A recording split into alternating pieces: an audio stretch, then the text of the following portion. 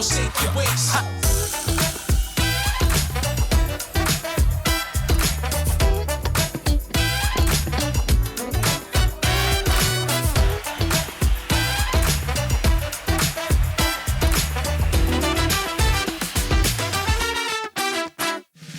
Welcome back to Twist of Fate, a podcast that's going to help you find your inspiration to make your entrepreneurial dreams come true.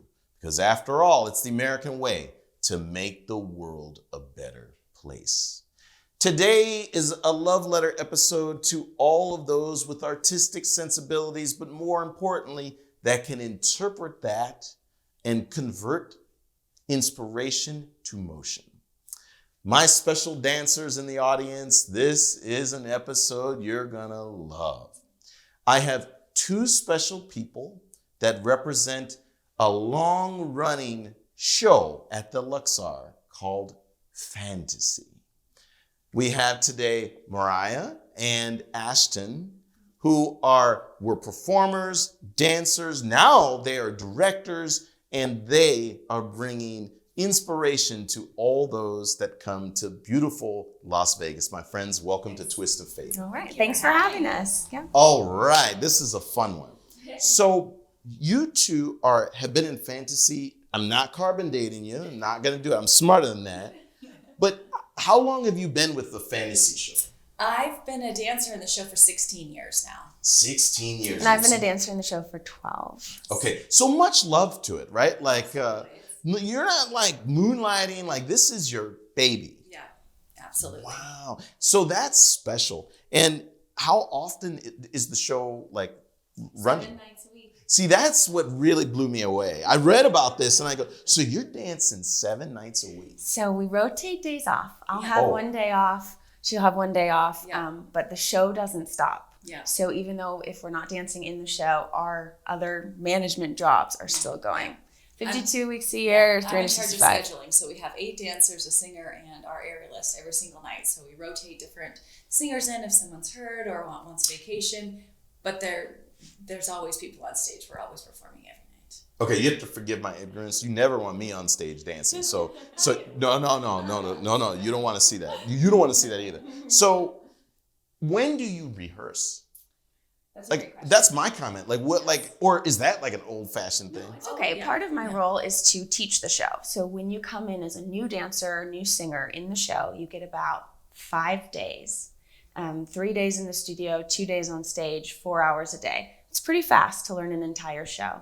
Before you're ever in front of anybody. Once After you the audition. Yeah, you audition, we say, yes, we like you, and then it's Ashton's job to teach you the show. Yes. And you have 5 days to do it. Sometimes we do it in 3. Yeah.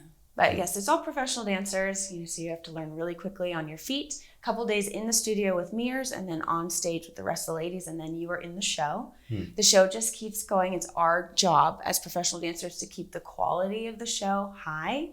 That's also part of my job. I give notes. Our producer will give notes. Hold on. Mm-hmm. I'm not as fast as you on this. So, quality. Yes. That means like, I don't know, synchronization, how routines are done, or people in It sync? means Or timing. It means texture. So not everything is flat in one note. It means levels, whether we're up here or down here. It means the actual physical step. Like if your arm should be at your hip or at your shoulder or at your head. So all of those things I can clean up, and then it's our job to implement those There's notes. spacing. So like on a stage, we obviously have different marks in different places, and we move consistently, and it's all of our jobs to make sure that we're not hurting each other. So everything is choreographed. Everything is set to make sure we're not hurting each other and running into each other on stage. The new girls have to instantly know that. Like I don't want to be, dancing with a brand new dancer and she's just running me over and now I have an injury. hey, this is so visual observations how you're making notes, right? Yes, I watch the show. We have a feed. So when I get home at night, I can watch it on the screen. I'm not in every single number every night, so I can watch from backstage. But that doesn't make you very popular, right? Well, The new girls might be like, I'm doing my best here. It is an art to give a good note, to make sure that you're not breaking anyone down. But as dancers, we love feedback. Mm-hmm. We don't get enough of it. You get applause at the end of the night, which is great. But when someone gives you a great note, like your texture here is really good, but can you add some more drama to this? We live for that as creatives. So you have to forgive my little pea mind. I love how you define quality of a performance. But I'm a business guy, so when does ticket sales factor into, isn't that a metric or no? Absolutely. We're now both part of the management team, but my job as a co-producer now of the show, I was, company manager, climbed the ladder, and congrats, by the way. Thank you. Yeah, so I've been doing that for probably 10 years. And our producer, Anita Mann, has been really kind and kind of mentored us and given us, as much information as she can, and being like, let's go through these ticket sales. This is why this is the information that you need. Here's the counts every single night so we can see how many tickets we've had since COVID. We are definitely slower than we used to be. But there's just so much. Like you mean post-COVID, it still hasn't quite recovered from what it was. Not yet. Yeah, we were pretty much before COVID sold out every single night, and which was amazing. What the show had been running at that point 20 years. Mm-hmm. So to keep a show successful. But that's like a pan city casino issue. Like that's not maybe the performance. Yeah, it's in general. It's citywide. Every single show is, I wouldn't say struggling, but I mean, a lot of shows have closed or just didn't open up after COVID. They did. Yeah. But there's so much competition now in Vegas. There's sports, there's Sphere, there's headliners, there's DJs, there's restaurants, there's every kind of possibility in Vegas. So to stay relevant, it's kind of our job. Plus, we have an amazing team of all women to keep fantasy fresh, keep everybody interested in it. We change the show every single year. We bring in guest choreographers. We're out at promos. We do, red do carpets, events, charity events, opening things, lots of charities. The news, as much as we can. How, if you don't mind, do you know of the backstage or production cast? What's the percentage of women that are represented in our company? Yes, all 50-50 or? Oh no, I would say more. Our entire management team is female. Time out. I gotta talk to my audience here, breaking the fourth wall. Now I'm really proud of this. So.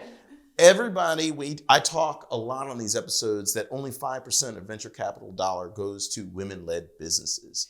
Bang, look at this business. No VC money here. They are running their business with an all-women, all-female backstage performance, and I love it. Like the big fist bump props, because women in business, it's not easy. Absolutely. I mean, I know I'm a guy, but I acknowledge the opportunities for mentorship, for sponsorship, and I don't think there's enough pats on the back. So kudos, keep it that way. Don't change it. Don't change it. It's a testament to our producer Anita, who has been very successful. She used to choreograph for Elvis and Michael Jackson. She's our producer. She's our guiding light in all of this. And I remember she was telling us stories. If you ever get a chance to meet Anita Mann, she's fabulous. I'd love to. But she... we love you, yes, Anita. We love her, yes. She would tell stories that she would have to hire a male secretary, and she would pretend like that, she's always been the boss, that he was the boss, just so she could get her in foot the door, just taken so somebody, seriously. and just have a male voice on the phone, which, now just seems... absurd, but back in the day, that's what they did. But she was smart enough to know, this is how I need to run my business. And what's really unique, it's not normal for someone to take a dancer out of a show and mentor them up through the management team, and she's done that with both of us. So we both just started as dancers, and then, like you said, you became company manager. Yeah. Then did you want to be, or were you pushed to do it because they just needed I went to school for accounting, so that was always something I wanted to do, was be in the business field. When I first moved to Vegas, I was like, I don't even know what I'm going to do in general. I'm just going to audition for some shows, probably not going to book anything, and then I'm going to go back to Colorado. Hold on. What are you talking about? You moved to Vegas, and you didn't already have a gig. No. You move here and you get your feet on the ground, and then you find work. Most Isn't people. that scary? Terrifying. Absolutely. Yeah, I was 18, right from college. My mom was like, just, you were such a fabulous little dancer. Move to Las Vegas. I'll pay for an apartment for 3 months. If it doesn't work out, just come home. And I was like, oh my gosh, I'm, terrified. I didn't know. Every audition I went to, I messed up. Like if everyone was, in buns and, tight hair and leotards, I was in the opposite. What is an audition like?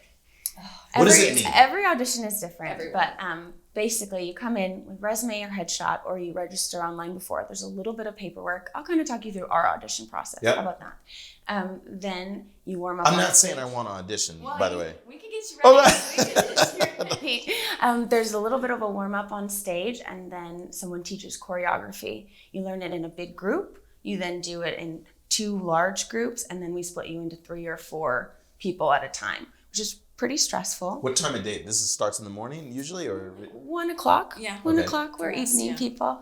Our show runs That's pretty true. late. And so you'll do the routine 2 or 3 times. You'll slate. You'll say your name, where you're from, phone number, maybe shoe size if they really care. And then you'll do the performance so you can get a little bit of personality and then also see you dance.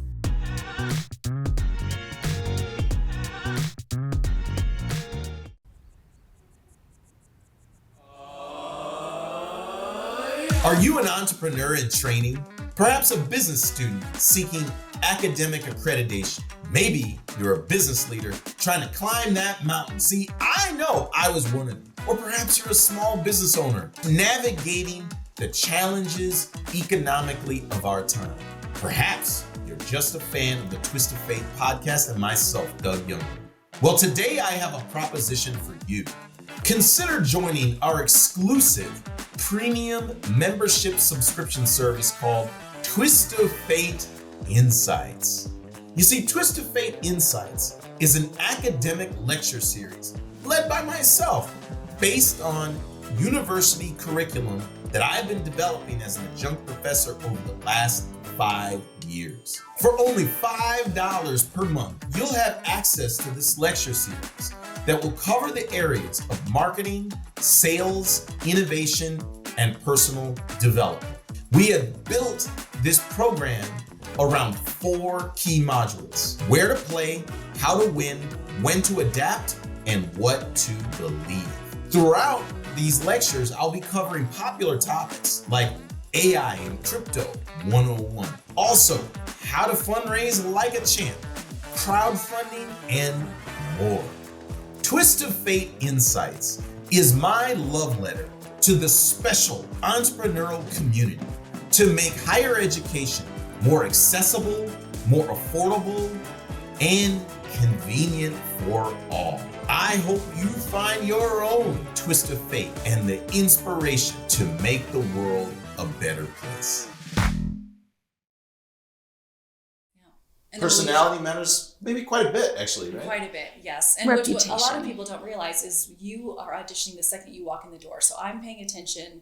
Ashton usually teaches the choreography, and I'm just sitting around watching people because Like body language or everything. Or yeah, if you're rude to me and be like, "Where's the bathroom?" Like that's already a strike. Like Sure. may I use the bathroom? Or like everything matters because we work in a really small dressing room. Yeah. So if you're even you could be the best dancer, but if you're not a nice person and it reads right away, we're probably not going to hire you because like Ashton and I are the whole dressing room is best friends. You put one bad apple in there and it kind of just sours the whole thing. So Yeah. that's almost more important. Obviously the dancing and the look are very important, but also You have to be nice personality, yeah. and polite. Yeah. So then going back to the origin, so you both are like life career dancers, right?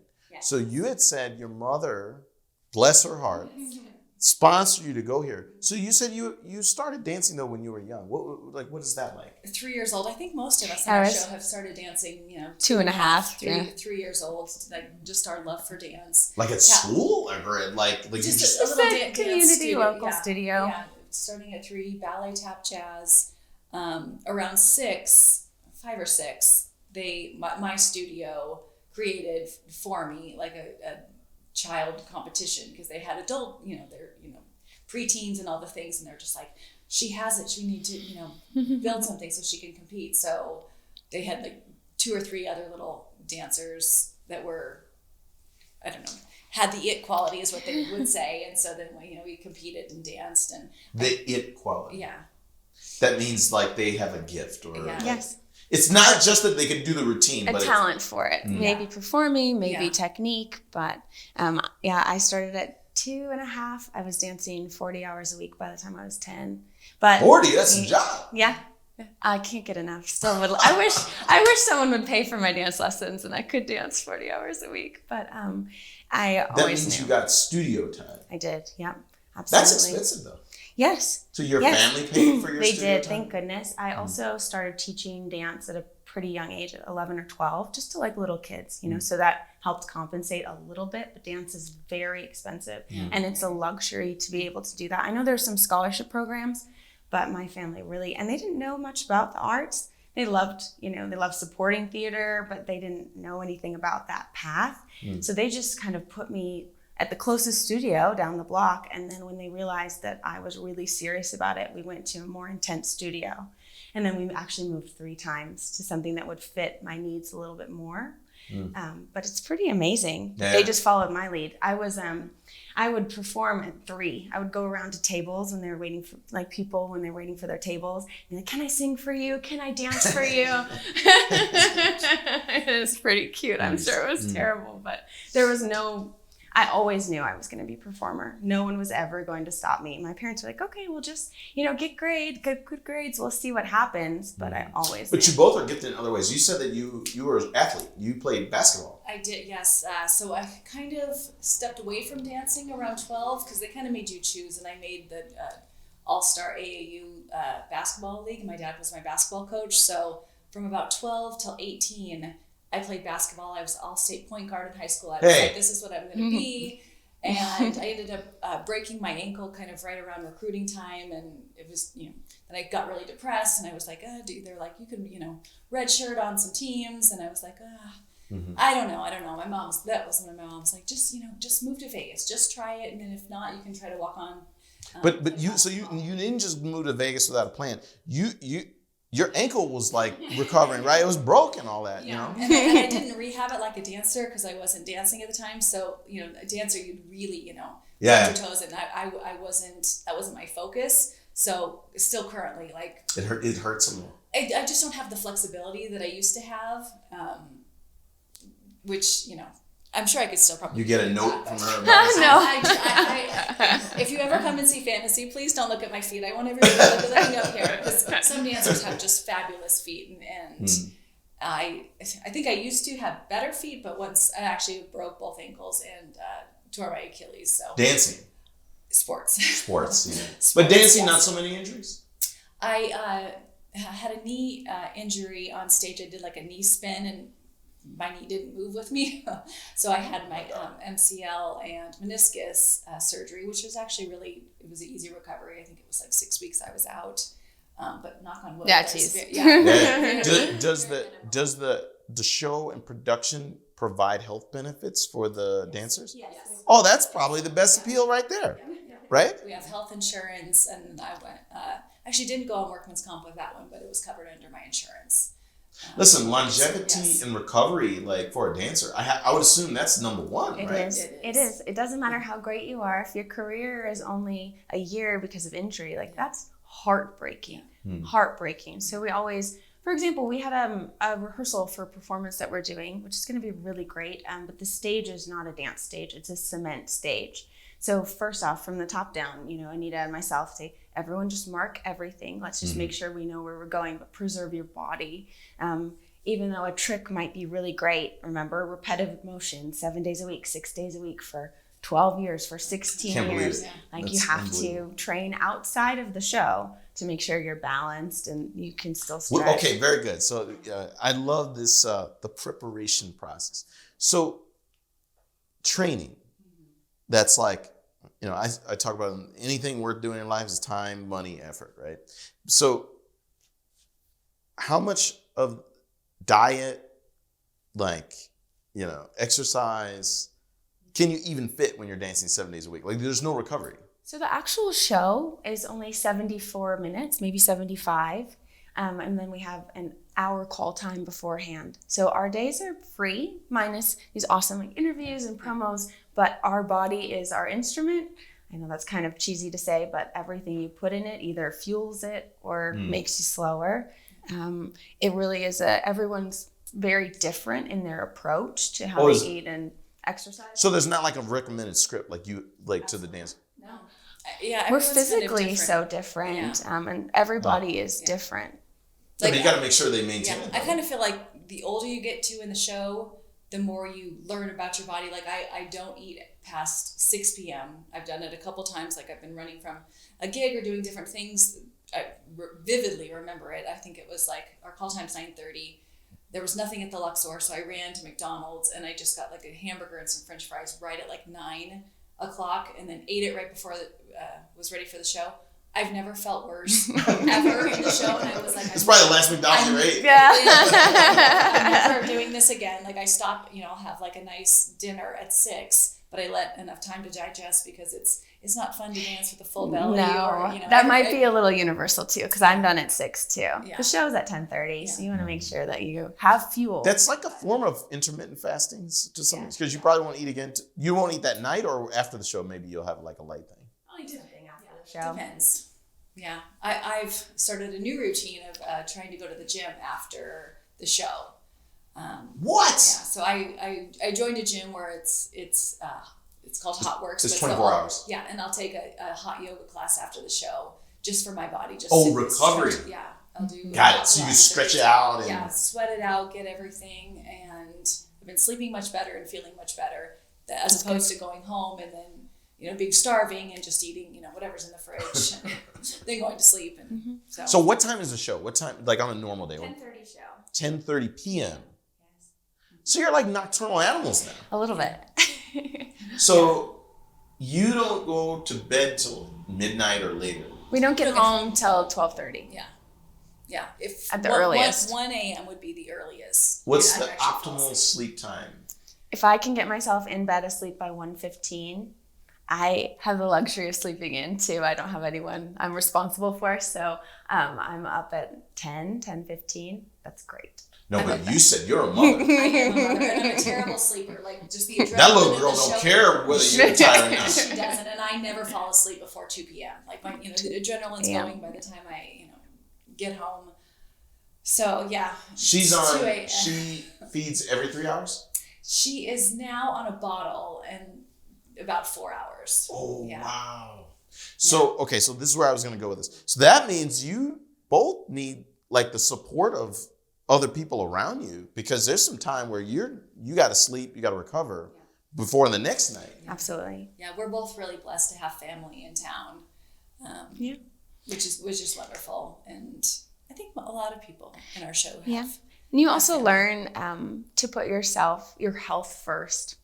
You just do. I mean, I know that you have to sacrifice that as. No, I was gonna say you need childcare, like for you to get out of there late at night like that. Yeah, my mother-in-law actually lives with us, so it's really, really convenient to at least have another adult in the house. Obviously, I'm taking care of her as much as I can, but yeah, I have to sleep. So my main sleep is from like 3 a.m. till 10 a.m. if I can squeeze it. But yeah, it's. Look, I told you I'm a dad of 3. Yeah. If I tried to dance at 10:30 and go to bed in there, I don't know, I'd fall apart. Yeah. Although I'm part insomniac, so that maybe it's kind of I don't know. Maybe I should think about dancing. I don't know. Transitioning now, fantasy's been around a long time, and Vegas has changed over time.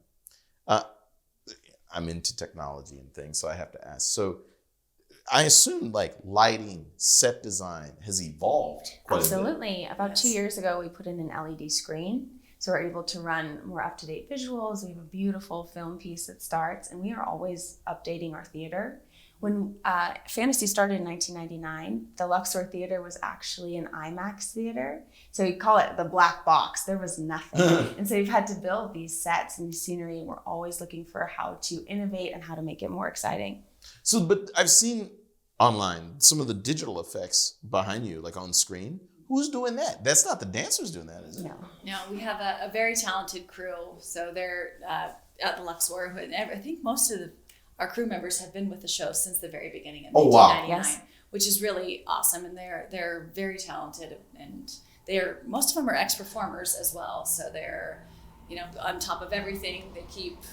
We have a few new young, kids that have come in that are amazing, that know the newest technology, because obviously everything is changing so quickly.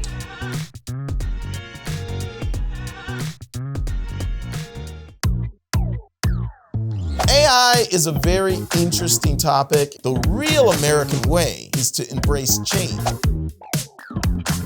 It is possible that many of us one day will work for an AI. Get used to it.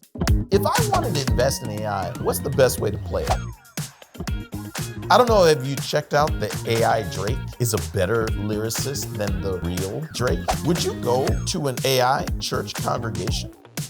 AI is coming, whether you like it or not. Invest in it. Get jobs in it. Embrace the change. I was going to comment about that. Look, they may be young, but there's a lot of AI tools now. In my marketing company, I've ran into quite a few companies also on muscle memory algorithms where it'll watch the way you do certain extensions and can predict you're going to get an injury or you're not. Maybe you guys need to think about some of that stuff.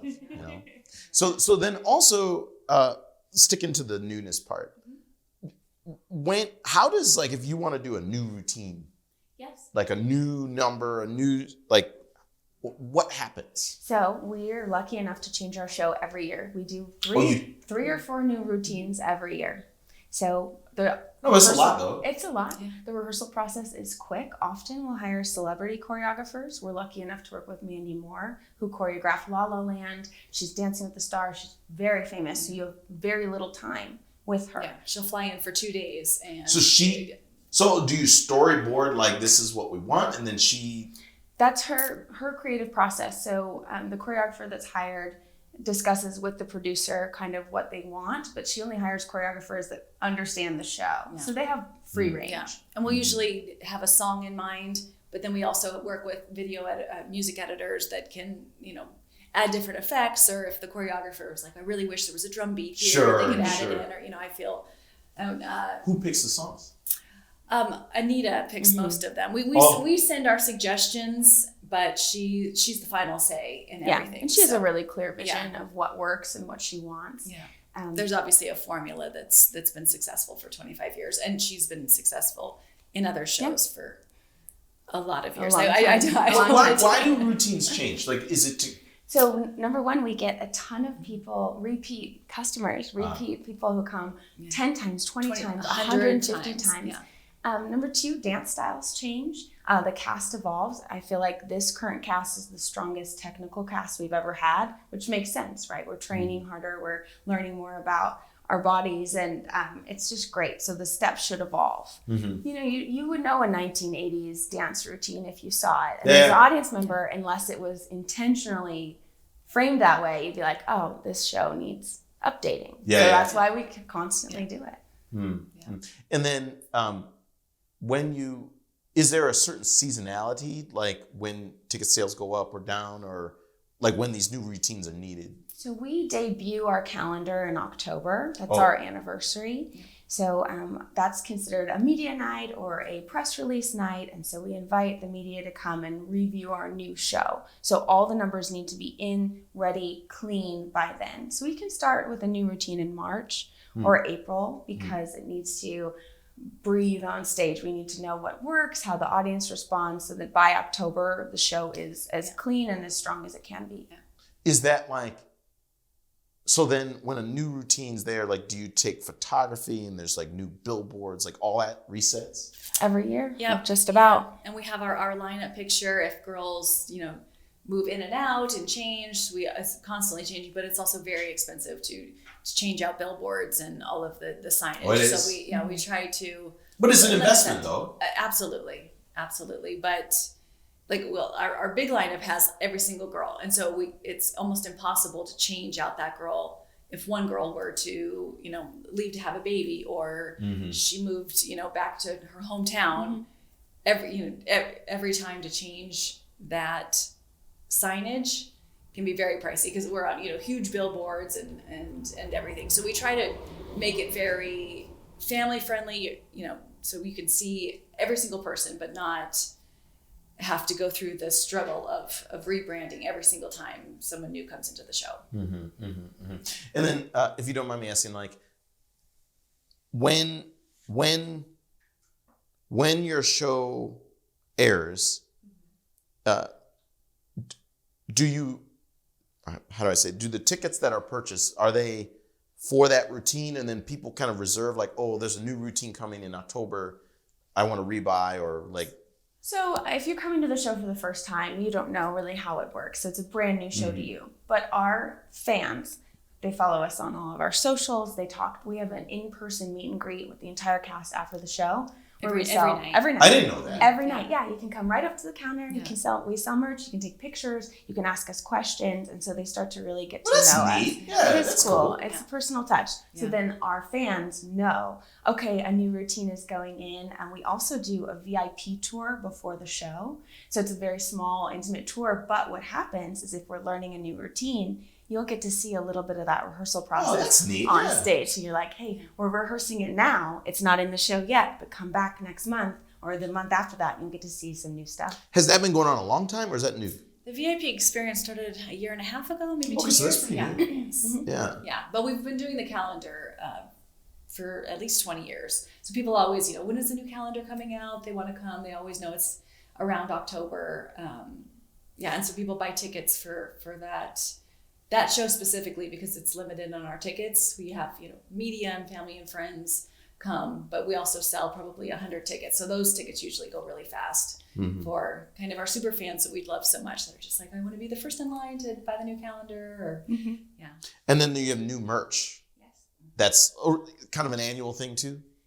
So we're fairly new. We're fairly new in taking over the merch ourselves, and we do great stuff. We have a bunch of. We're still in the trial phase. What's working? What do we like? What's going on for this season, and how to track it. So there's what I've seen. There's merch that you wear on the show, but then there's merch that the audience can buy and walk out. We have right? costumes, Yeah. but no, you can't purchase a fantasy costume. I bet you get the request though. I mean, I bet you get that request. All the time. Yeah. But we have T-shirts and shot glasses and posters, and we'll sign anything. And that's a moment to meet our fans and get some kind of in real time feedback too. And then that helps, again, holistically. It's like the net aggregate of what you earn. So there's ticket sales, but then there's merch, right? Yeah. So that's probably, I was going to say, going back to your quality metrics, like you guys should take that over, right? Like, Luxor used to be in charge of it, and so then they would. like what do they know about your show, they right? would have, No offense, Luxor, we love you too. Yeah, like a cashier, just random every single night that wouldn't be working our theater, and then we'd be selling our calendars, and they wouldn't know the sizes of the shirt. So I was for years standing right next to the cashier, like, oh, I could help you with this, and just and I think at that point we were only getting 15%.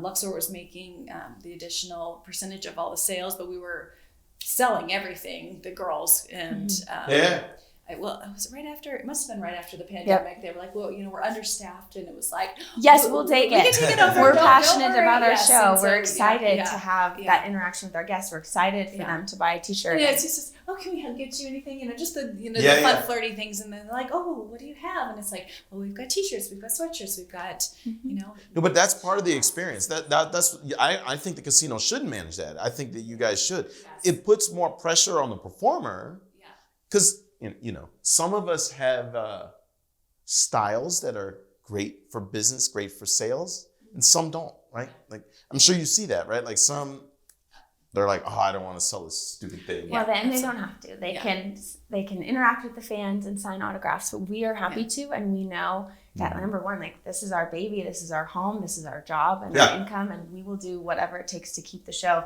relevant and going. Yeah. I have another question.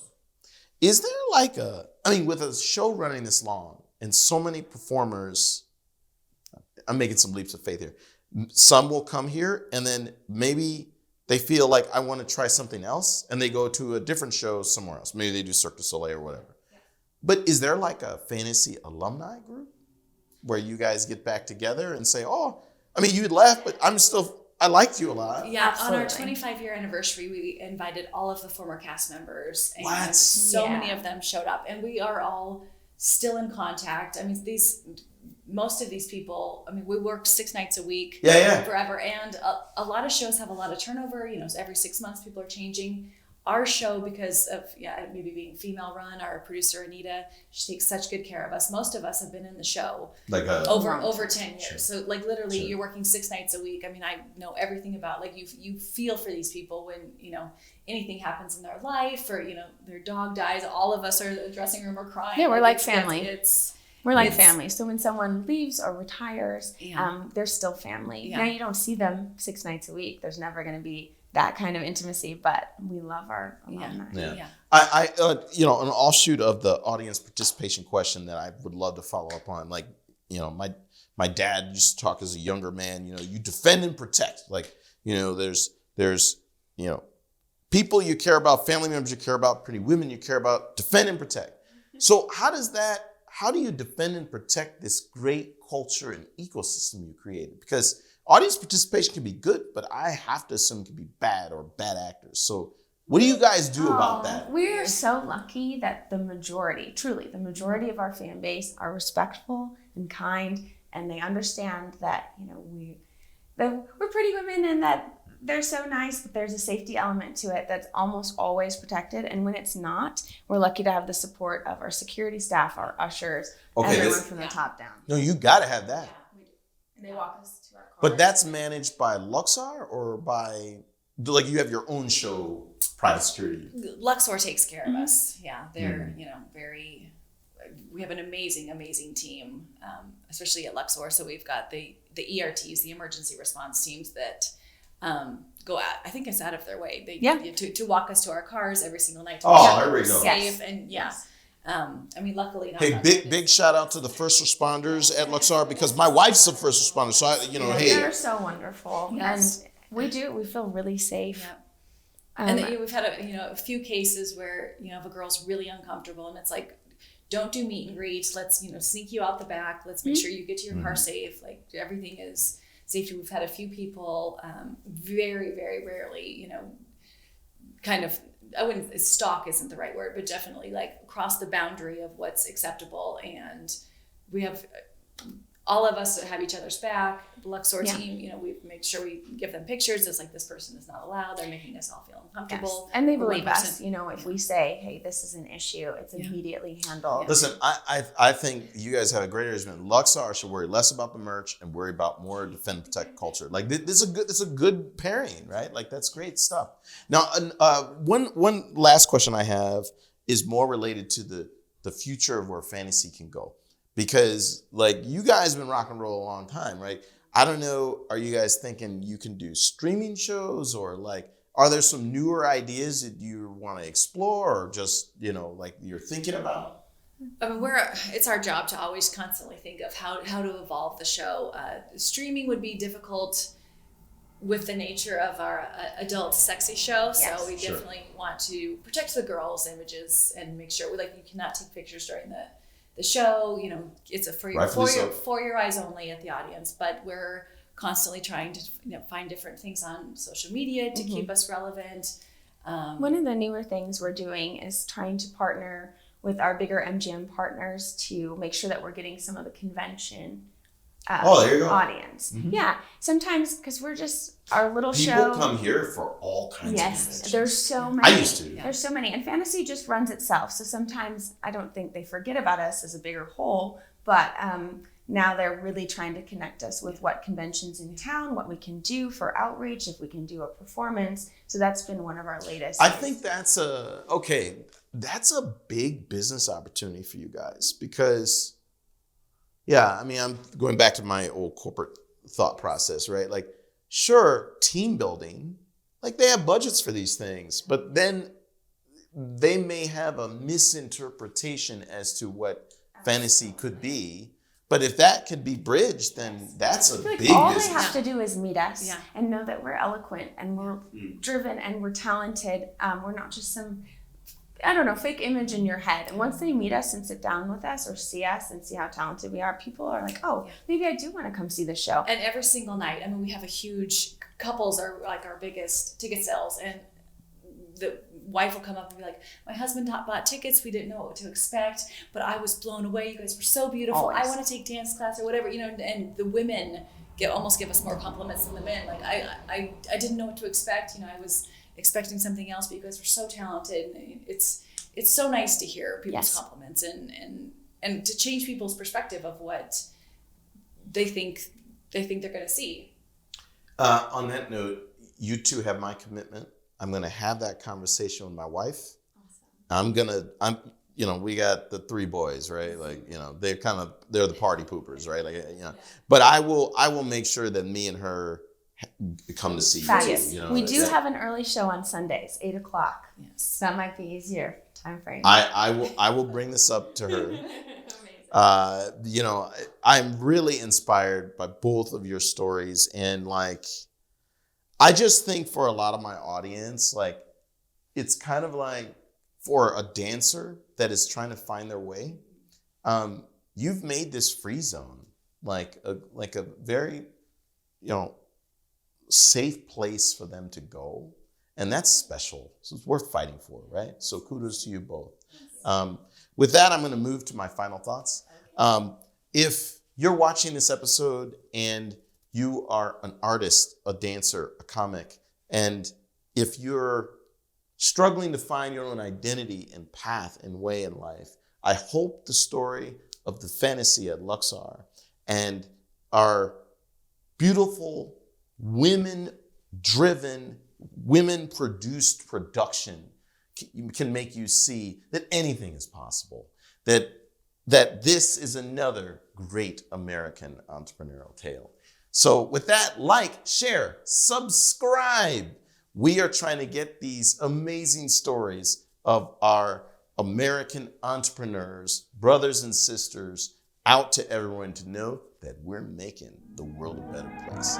With that, I will see you on the next Twist of Fate. Twist of Fate is hosted by Doug Younger.